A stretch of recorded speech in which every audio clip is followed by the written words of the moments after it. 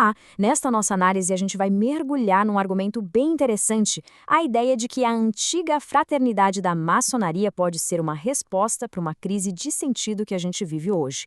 A questão é, será que uma estrutura tão antiga tem ferramentas para os nossos desafios atuais? Vamos descobrir. Para começar, vamos com uma pergunta que, olha, talvez acerte em cheio muita gente. No mundo onde parece que tudo é possível, tudo é substituível, como é que se encontra um propósito de verdade? Algo que sirva de âncora, sabe? Esse é o nosso ponto de partida. E olha, essa pergunta não é só uma coisa abstrata, não. Ela aparece em sentimentos bem reais, que a fonte que a gente analisou descreve assim: uma solidão cada vez maior, um cinismo que vira o jeito padrão de ver o mundo, e aquela sensação de que até nossos deveres parecem opcionais. O nome que a fonte dá para essa condição toda é niilismo.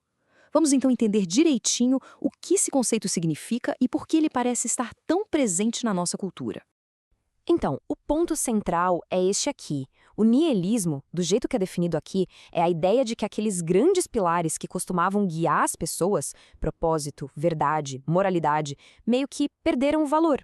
Tudo vira relativo, sabe? Vira só uma questão de opinião ou de quem tem mais poder.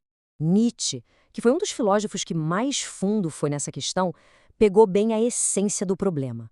Quando os valores que a gente considera mais altos perdem a força, aquela pergunta fundamental sobre o porquê de fazer qualquer coisa fica sem resposta, e aí o que sobra é um vazio. E isso não é só uma crise de cada um, não. O sociólogo Emile Durkheim vem e complementa essa visão com o conceito de anomia, mostrando o lado social da coisa. É quando a falta de normas e valores em comum leva a uma quebra no tecido que une todo mundo. E o que teria causado essa crise toda? A fonte aponta para algumas coisas.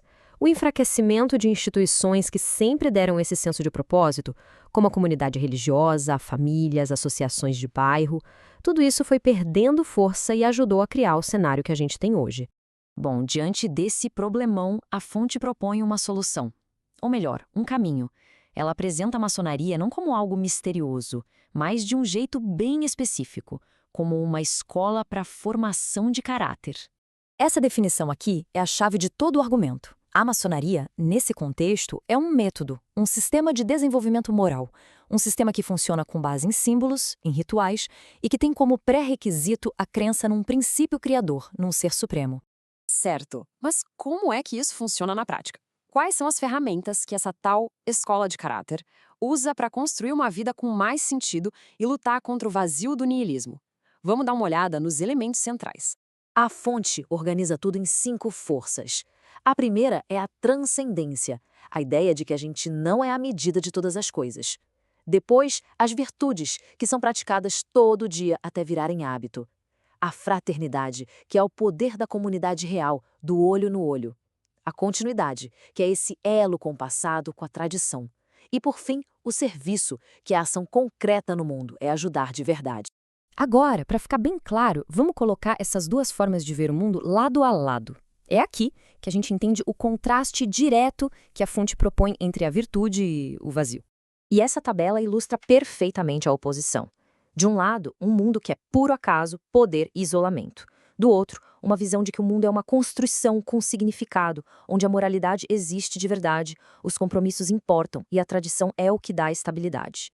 E para mostrar que isso não é só teoria, a fonte busca historiadores que apontam o impacto prático da maçonaria ao longo do tempo.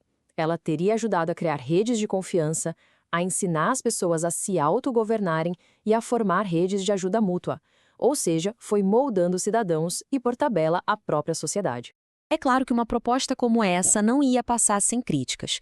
Então, a análise que estamos vendo também lida diretamente com algumas das objeções mais comuns, para dar uma perspectiva mais completa. As críticas são bem diretas. É exclusiva, os rituais são estranhos, é uma coisa ultrapassada. E as respostas, segundo a fonte, também são diretas. A exclusividade é porque para formar caráter precisa de um acordo básico entre as pessoas. Os rituais complexos, eles forçam uma reflexão mais profunda contra a superficialidade de hoje.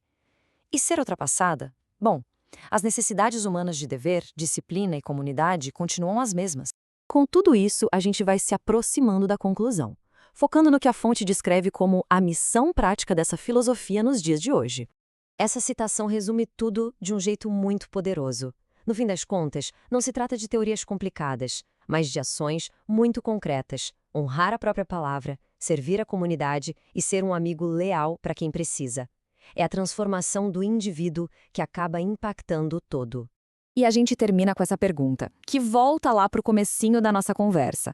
Se a cultura parece estar meio à deriva, sem um porto seguro, a questão fundamental que essa análise nos deixa é: onde é que cada um pode encontrar a sua própria âncora, a sua fonte de propósito e estabilidade?